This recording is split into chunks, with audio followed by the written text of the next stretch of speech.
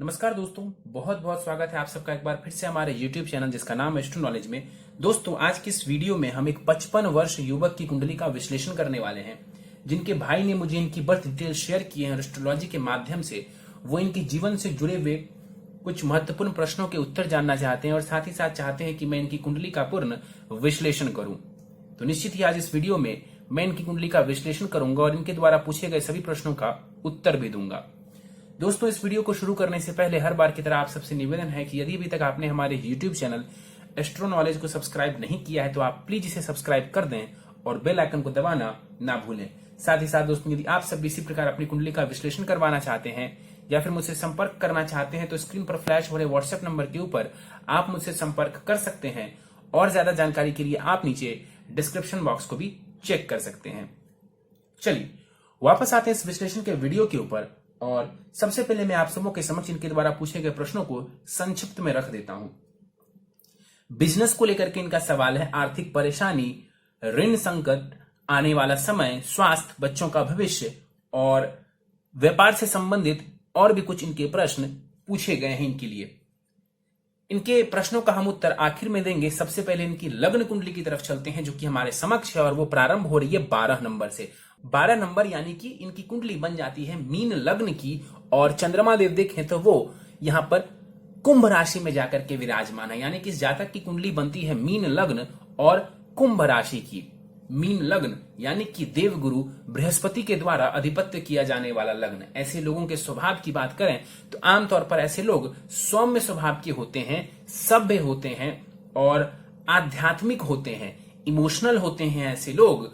और इनके डिग्री को देखें, इनके लग्न की डिग्री को देखें तो लग्न का जो मान है वो 25 डिग्री का है, तो लग्न के पास बलाबल बहुत ज्यादा नहीं है, लग्न थोड़ा कमजोर हो जाएगा यहां। और लग्नेश गुरु है वो तीसरे भाव में जाकर के मेहनत, पराक्रम, दौड़ भाग के भाव में जाकर के बैठे हुए हैं। तो निश्चित रूप से यहां पर लग्नेश तीसरे भाव में जाकर के इन्हें मेहनती बनाने वाला है, जीवन में खूब दौड़ भाग करवाने वाला होगा। देखा जाए यहां पर लग्नेश गुरु तीसरे भाव में शुक्र की राशि में जाकर के बैठे हुए हैं। शुक्र को ये अपना शत्रु मानते हैं लेकिन तात्कालिक मैत्री में है गुरु। और इस कुंडली में गुरु को देखा जाए तो लग्न के साथ साथ वो कर्म भाव के भी स्वामी ग्रह बनते हैं, यानी करियर प्रोफेशन का भी जो स्वामी ग्रह है इस कुंडली में वो गुरु बनता है। अब जाकर के वो तीसरे भाव में बैठे हुए हैं जो कि साहस, पराक्रम, छोटे भाई बहन और छोटी मोटी यात्राओं का होता है। तो यहां पर लग्नेश ही जाकर के मेहनत के भाव, पराक्रम के भाव में बैठा हुआ, तो जीवन भर ये गुरु इन्हें दौड़ाने वाला होगा, खपाने वाला होगा, मेहनत कराने वाला होगा। गुरु यहां पर 1 डिग्री का है और वक्री है। गुरु यहां 1 डिग्री का है यानी कि मृत अवस्था के हैं गुरु और वक्री हो गए तो कहीं ना कहीं तीसरे भाव संबंधी चीजों में भी ये उतार चढ़ाव यानी कि दौड़ भाग को और थोड़ा ये बढ़ाने वाले होंगे।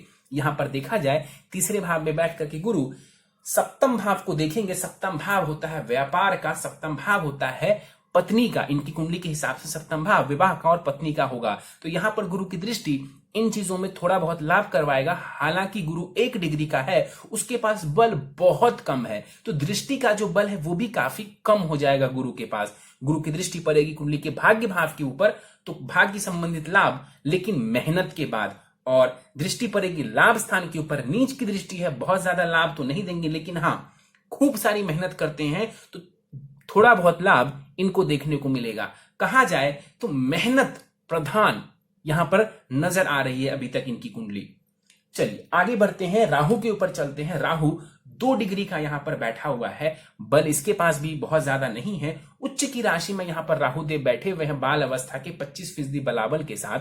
और उच्च के तो है राहु लेकिन बुध की राशि में है तो बुध की प्लेसमेंट बहुत ज्यादा मायने रखेगी। अब बुध को देख लें तो वो बुध अष्टम भाव में जाकर के अस्त का होकर के बैठा हुआ है, यानी कि बुध के पास भी बलाबल बहुत ज्यादा नहीं है इस कुंडली में। तो यहां पर राहु थोड़े कंफ्यूज हो जाएंगे कि मैं कैसा परिणाम दूं, तो राहु यहां पर सर्वश्रेष्ठ परिणाम नहीं दे पाएंगे। चतुर्थ भाव में राहु बैठे हुए हैं, कहीं ना कहीं माता के स्वास्थ्य को और पिता के स्वास्थ्य को, दोनों के स्वास्थ्य को ये खराब कर सकते हैं। घर में कलह का वातावरण और जीवन में सुखों की कमी यहां पर बैठा हुआ राहु दे सकता है। हाँ, इतना जरूर है कि राहु आपको चकाचौंध की तरफ लेकर के जाने वाला होगा, कहीं ना कहीं आपको बड़े बड़े ख्वाब दिखाने वाला होगा। यहां पर देखा जाए राहु दृष्टि डालेंगे कुंडली के अष्टम भाव के ऊपर सूर्य ऑलरेडी नीच की राशि में है, 0 डिग्री का है और राहु की दृष्टि सूर्य के ऊपर पड़ रही है। ये पिता के स्वास्थ्य के लिए बढ़िया नहीं है, ये आपके कॉन्फिडेंस के लिए बढ़िया नहीं है, ये आपके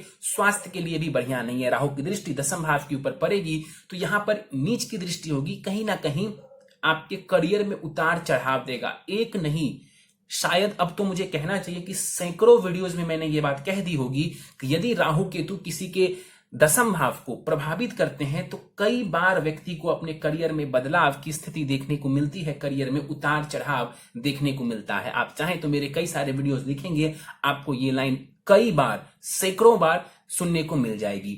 राहु की दृष्टि विदेश भाव के ऊपर पड़ेगी तो कहीं ना कहीं ये राहु आपको आपके जन्म स्थान से दूर लेकर के जा सकता है और वहां जाने से ये राहु आपको लाभ भी दिलवाने वाला होगा।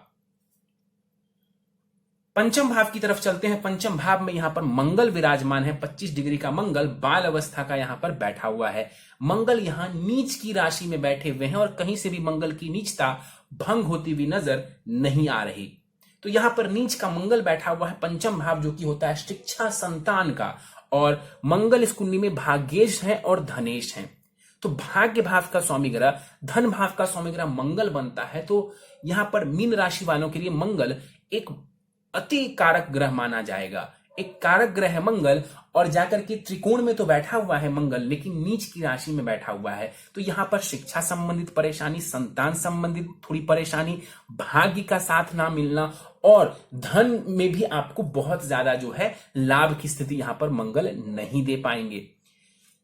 मंगल की दृष्टियां यहां पर जाएंगी कुंडली के अष्टम भाव के ऊपर, स्वास्थ्य को लेकर के थोड़ी चिंता रह सकती है, चोट चपेट का योग बन जाता है। लाभ स्थान के ऊपर सातवीं दृष्टि मंगल डालेंगे, लेकिन लाभ में बहुत ज्यादा वृद्धि नहीं कर पाएंगे क्योंकि मंगल खुद नीच के बैठे हुए हैं और मंगल की दृष्टि 12वें भाव के ऊपर पड़ेगी। चंद्रमा को मंगल देखेंगे, 12वें भाव को देखेंगे, धन का व्यय करवाने वाले होंगे।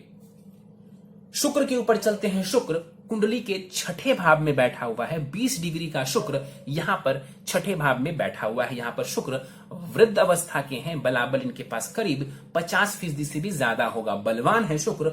इस कुंडली में शुक्र कौन है देखा जाए तो शुक्र तृतीयेश है और अष्टमेश है, यानी कि मारक ग्रह बनते हैं शुक्र।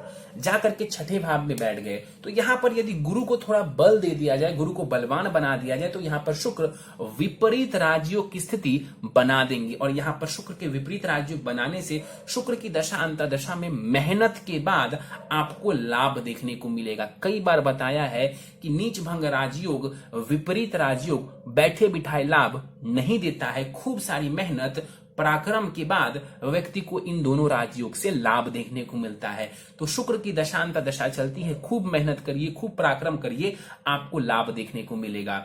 शुक्र यहां पर बैठे हुए हैं, दृष्टि डालेंगे 12वें भाव के ऊपर, धन का व्यय करवाने वाला होगा, धन का खर्च करवाने वाला होगा। छठा भाव बीमारियों का होता है और यहां पर शुक्र का बैठना कहीं ना कहीं किडनी से जुड़ी हुई, यूरिन से जुड़ी हुई परेशानी दे सकता है, उसका आपको ध्यान रखना चाहिए। चलिए आगे बढ़ते हैं, चलते हैं कुंडली के अष्टम भाव की तरफ। अष्टम भाव में देखा जाए तो दो ग्रह बुध और सूर्य युति बनाकर के विराजमान है। आमतौर पर सूर्य और बुध की युति बुधादित्य योग का निर्माण करती है। हालांकि ये युति अष्टम भाव में हो रही है और सूर्य यहां पर नीच की राशि में है, सूर्य तुला राशि में है। इस कुंडली में देखा जाए सूर्य को तो सूर्य षष्ठेश है और जाकर के अष्टम भाव में बैठे हुए। सूर्य यहां पर विपरीत राजयोग की स्थिति भी बना रहे हैं। शुक्र और सूर्य के बीच में राशि परिवर्तन भी है, लेकिन सूर्य चूंकि यहां पर नीच की राशि में है तो अच्छा रिजल्ट सूर्य नहीं दे पाएगा। 0 डिग्री का है यहां पर सूर्य, तो सूर्य के पास बल भी बहुत कम है। ऊपर से राहु की दृष्टि सूर्य के ऊपर पड़ रही है तो ये सूर्य को और ज्यादा पीड़ित करने वाला होगा। सूर्य यहां पर नीच की राशि में है, कहीं ना कहीं ये व्यक्ति के आत्मविश्वास को कम करने वाला होगा। पिता के सुखों में, पिता की तरफ से सुखों में ये कमी करने वाला होगा। राहु की दृष्टि उसमें और परेशानियों को बढ़ाने वाली होगी। बुध के ऊपर बात कर लेते हैं। बुध इस कुंडली में सुखेश है और सप्तमेश है, यानी कि सुख भाव की स्वामी ग्रह, पत्नी भाव की स्वामी ग्रह, विवाह भाव की स्वामी ग्रह, पार्टनरशिप भाव की स्वामी ग्रह बुध बनते हैं, जाकर के अष्टम भाव में बैठे हुए हैं।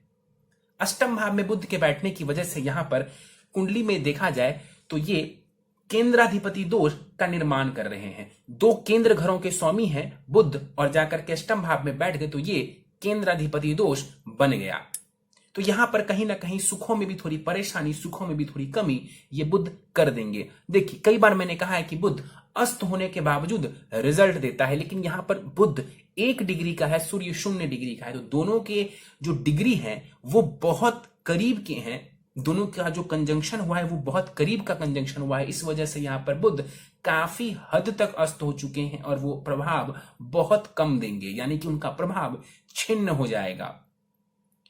तो यहां पर बुध का अष्टम भाव में बैठना, अस्त का बैठना व्यापार के लिए, वैवाहिक सुख के लिए और जीवन के ओवरऑल सुखों के लिए बहुत अच्छा नहीं माना जा सकता, चाहे वो प्रॉपर्टी का सुख हो, मकान का सुख हो या वाहन का सुख हो।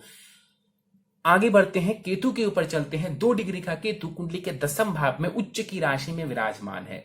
25% का बलाबल है केतु के पास और केतु भी उच्च का है। केतु गुरु की राशि में उच्च के हुए हैं और गुरु कहां है तो तीसरे भाव में, मेहनत के भाव में। तो केतु उच्च का तो जरूर है, लेकिन जैसा कि आपको पता है कि राहु केतु का अपना कोई अस्तित्व नहीं होता, जिसकी राशि में बैठते हैं या जिसके साथ बैठते हैं वैसा ही परिणाम देते हैं। तो यहां पर केतु गुरु की राशि में बैठे हुए हैं और गुरु की प्लेसमेंट कोई बहुत अच्छी नहीं है, तो यहां पर सर्वश्रेष्ठ रिजल्ट केतु नहीं दे पाएगा। केतु कार्य क्षेत्र के स्थान पर बैठा हुआ है, करियर भाव में बैठा हुआ है। फिर से वही लाइन दोहराऊंगा कि करियर में कई बार उतार चढ़ाव और बदलाव की स्थिति देखने को मिलती है। आप चाहें तो कई सारे वीडियोस देख सकते हैं, उसमें मैंने कई बार इस लाइन को दोहराया है। केतु की दृष्टि धन भाव के ऊपर पड़ेगी, धन में भी उतार चढ़ाव। केतु की दृष्टि पड़ेगी चतुर्थ भाव के ऊपर, नीच की दृष्टि है, कहीं ना कहीं सुखों में कमी। और केतु की दृष्टि पड़ेगी छठे भाव के ऊपर, कहीं ना कहीं रोग, कोई ना कोई परेशानी हो सकती है। ऋण की समस्या जो आपने लिखा है उसमें भी ये केतु थोड़ी परेशानी को बढ़ाने वाले होंगे। चलते हैं कुंडली के 12वें भाव की तरफ, और 12वें भाव पर जाने से पहले ध्यान से देखें कुंडली के लाभ स्थान को। पीछे केतु, आगे शनि, बीच में लाभ का स्थान, इसे कहते हैं पाप कर्तरी दोष लगना। कुंडली के लाभ स्थान को पाप कर्तरी दोष लग रहा है, यानी कि लाभ में थोड़ी कमी आ जाएगी। उसी प्रकार थोड़ा और पहले बता दूं कि 7वें भाव को शुभ कर्तरी योग यहां पर लग रहा है, मतलब शुभ कर्तरी योग बन रहा है 7वें भाव को, क्योंकि इधर शुक्र बैठे हुए हैं और इधर यहां पर बुध बैठा हुआ है। तो शुभ कर्तरी योग यहां पर बन जाएगा कुंडली के 7वें भाव को। ये थोड़े फायदे की बात है, खास करके वैवाहिक जीवन के लिए। हालांकि चूंकि बुध यहां पर अस्त है तो बहुत ज्यादा रिजल्ट्स आपको उसमें भी देखने को नहीं मिलेगा।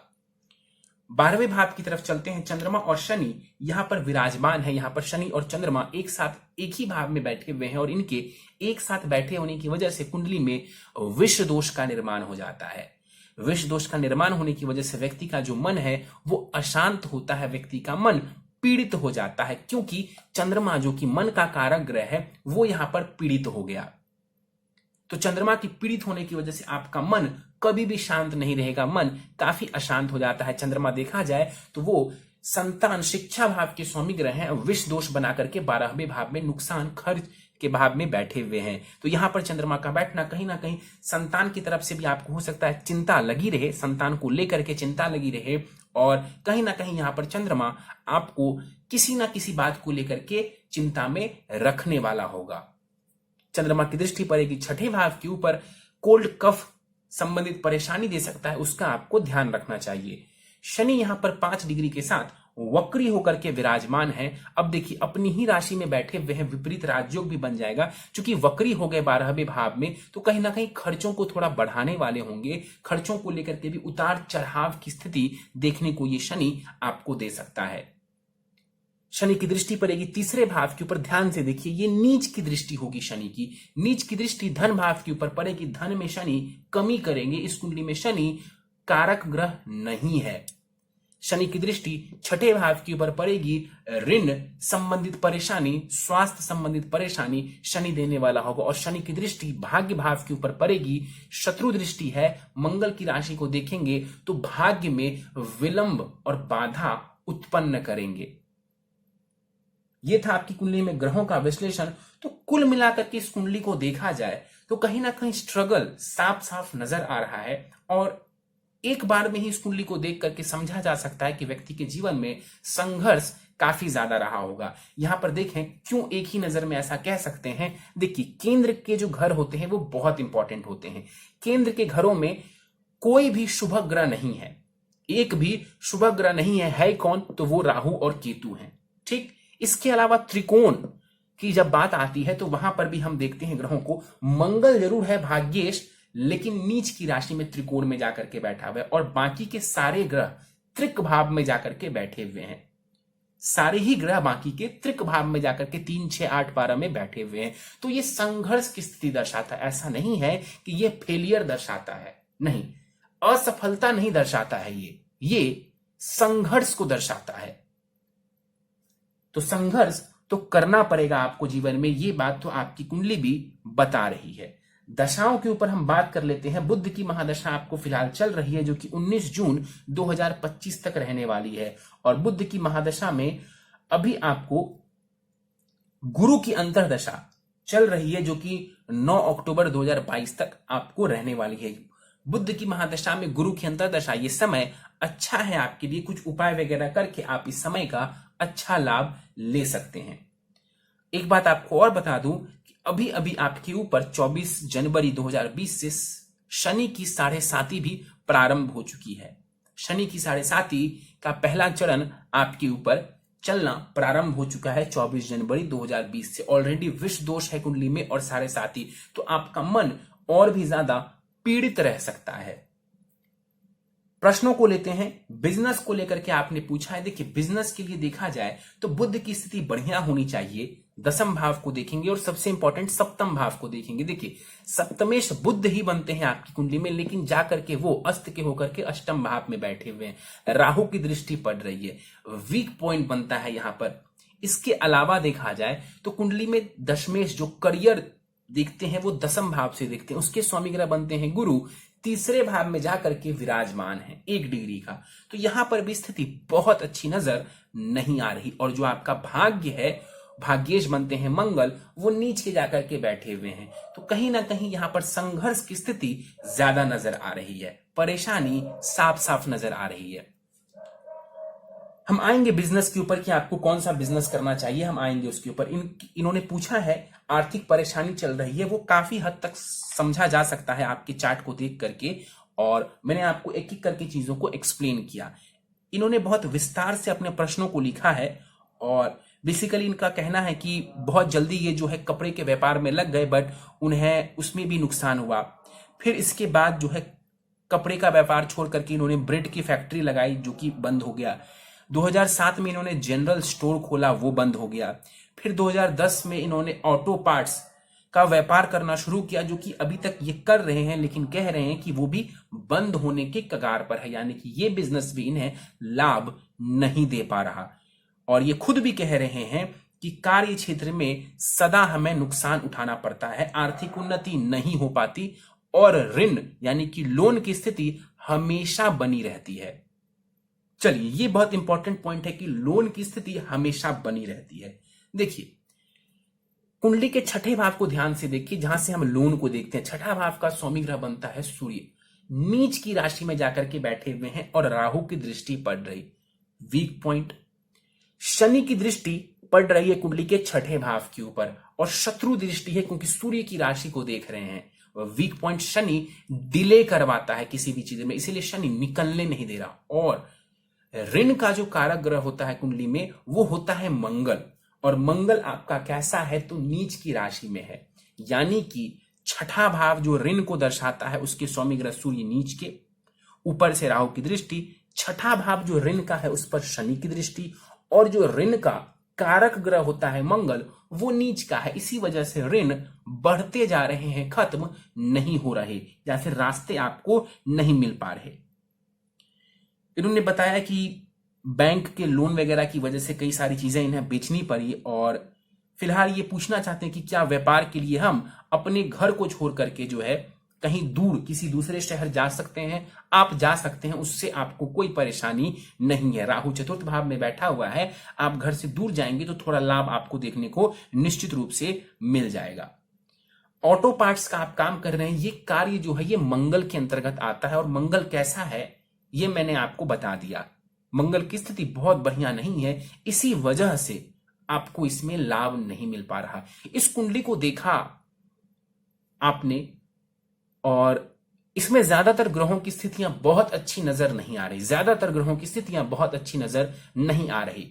और आप बिजनेस कर रहे हैं तो कहीं ना कहीं दिमाग में ये बात आती है हमारी भी कि किसी एक ग्रह को पकड़ के उससे जुड़ा हुआ बिजनेस कराया जाए। लेकिन यहां पर ज्यादातर ग्रहों की स्थिति कमजोर नजर आ रही, तो उपाय क्या है?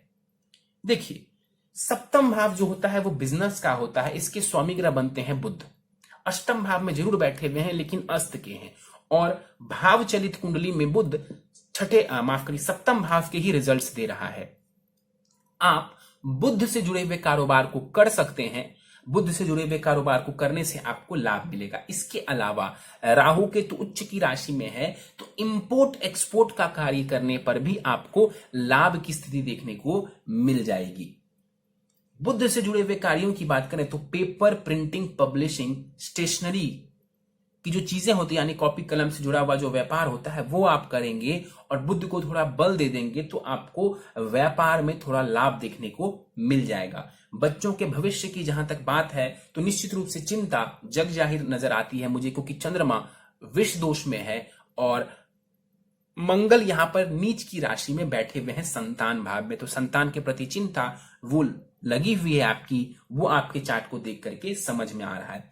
स्वास्थ्य की जहां तक बात है तो वहां पर जो आपके षष्ठेश हैं वो नीच की राशि में जाकर के सूर्य अष्टम भाव में बैठे हुए, तो स्वास्थ्य के ऊपर भी आपको ध्यान रखने की आवश्यकता है। और उपाय पर जाने से पहले आपकी नवमांश कुंडली मेरे समक्ष है। नवमांश कुंडली के बारे में मैं आपको थोड़ी जानकारी दे दूं। नवमांश कुंडली में गुरु नीच की राशि में है, सूर्य नीच की राशि में है, शुक्र की स्थिति थोड़ी बेहतर हो रही है, बुध की स्थिति बेहतर है, वर्गोत्तमी है बुध, राहु की स्थिति ठीक है और चंद्रमा वर्गोत्तमी है यानी कि इसी राशि में विराजमान है। बाकी ग्रहों की स्थिति ठीक ठाक नजर आ रही है आपके नवमांश चार्ट में। तो उपाय के ऊपर हम चलते हैं और इन उपायों को करने से निश्चित रूप से आपको लाभ देखने को मिलेगा। अभी जो समय है ये समय कहीं ना कहीं देखा जाए तो आपको लाभ पहुंचाने वाला आया है। जो भी थोड़ा बहुत लाभ होना हो या फिर एक शुरुआत होनी हो वो समय आ चुका है आपके जीवन में। मैंने आपको बताया कि बुध की महादशा में गुरु की अंतर्दशा आई है, ये समय निश्चित रूप से आपको लाभ देने वाला है। उपाय के ऊपर चलते हैं। यदि आप बुध से जुड़ा हुआ व्यापार करते हैं, जो मैंने बताया पेपर, प्रिंटिंग, पब्लिशिंग, स्टेशनरी, इन चीजों से जुड़ा हुआ कोई कार्य आप करते हैं, ये बुध के अंतर्गत आते हैं, या इसके अलावा भी यदि बुध से जुड़ा हुआ आप कारोबार करते हैं तो एक बुध का रत्न आप धारण कर सकते हैं। देखिए, वैसे तो बुध का जो रत्न है वो पन्ना होता है, लेकिन मैं आपको पन्ना धारण करने के लिए अभी नहीं कहूंगा, आप पेरीडॉट धारण करें। ये उपरत्न है बुध का, महंगा नहीं होता, सस्ता होता है। पेरीडॉट आप धारण करें। 9-10 रत्ती के आसपास का पेरीडॉट खरीद के दाहिने हाथ की सबसे छोटी उंगली में आप चांदी की अंगूठी में शुक्ल पक्ष के बुधवार की प्रातः काल को इसे आप धारण कर लें। मुझे उम्मीद है कि आपको बिजनेस में लाभ देखने की स्थिति मिलने लगेगी, खास करके यदि आप बुध से जुड़ा हुआ कारोबार करते हैं तो बुध की महादशा भी आपको चल रही है, तो कहीं ना कहीं आपको ये उपाय फायदा पहुंचाएगा। इसके अलावा हर सोमवार को शिवलिंग के ऊपर जल दूध से आपको अभिषेक निश्चित रूप से करना चाहिए। समय मिले तो शनिवार को भी करें। नित्य हनुमान चालीसा का पाठ करना है। हर मंगलवार को आपको मंदिर जाना है हनुमान जी के दर्शन करने। नित्य ओम ब्रीम बृहस्पति नमः इस मंत्र का 108 बार जाप करना चाहिए। हर बुधवार गणेश जी के चरणों में दूर्वा, जिसे घास कहते हैं, वो अर्पित करेंगे। कम से कम 21 घास एक एक करके अर्पित करेंगे और जब आप अर्पित करेंगे उनके चरणों में तो मंत्र बोलते रहेंगे, ओम गंग गणपतये नमः, ओम गंग गणपतये नमः। तो गणेश जी के इस मंत्र का जाप करते हुए आप गणेश जी को दूर्वा चढ़ाएंगे। कम से कम हफ्ते में एक दिन बुधवार के दिन आपको ये उपाय करना चाहिए। इससे भी बिजनेस में आपको लाभ देखने को मिलेगा। और आखिरी उपाय है आपके लिए, यदि संभव हो तो एक 3 मुखी, एक 4 मुखी और एक 5 मुखी रुद्राक्ष आप गले में धारण कर सकते हैं। शुक्ल पक्ष के सोमवार के प्रातः काल को लाल धागे में से बना करके अपने गले में धारण कर सकते हैं। ये बहुत महंगे नहीं आते हैं, आराम से आपको ये रुद्राक्ष भी मिल जाएंगे। इससे भी आपकी कुंडली में जो ग्रहों की स्थिति है कुछ हद तक आपको लाभ देने लगेगी। समय बढ़िया है आपका। निश्चित रूप से आपकी कुंडली देख करके ये बात पता लग रही है कि संघर्ष आपके जीवन में रहा होगा, इसमें कहीं कोई दो राय नहीं है। लेकिन संघर्ष का मतलब ये नहीं है कि सफलता नहीं मिलेगी। मैंने बोला कि आपकी कुंडली में जो त्रिकोण है और जो केंद्र स्थान है उसको देख करके एक ही बार में मैं समझ गया था कि जीवन में संघर्ष बहुत रहा होगा। लेकिन संघर्ष का मतलब विफलता नहीं होती। संघर्ष करके ही हम सफलता को प्राप्त करते हैं। तो ये कुछ उपाय हैं जो कि आपको बहुत ज्यादा लाभ देने वाले हैं, और अभी जो समय है और जो आने वाला समय है ये भी आपको पूर्ण रूप से लाभ देने वाला होगा। चलिए तो दोस्तों, ये था इस 55 वर्ष युवक की कुंडली का विश्लेषण।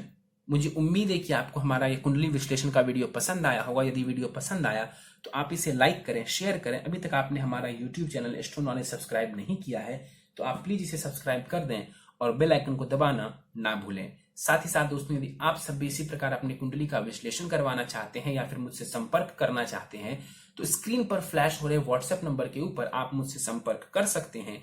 और ज्यादा जानकारी के लिए आप नीचे डिस्क्रिप्शन बॉक्स को भी चेक कर सकते हैं। इस वीडियो में फिलहाल इतना ही दोस्तों। आप सभी का बहुत बहुत धन्यवाद।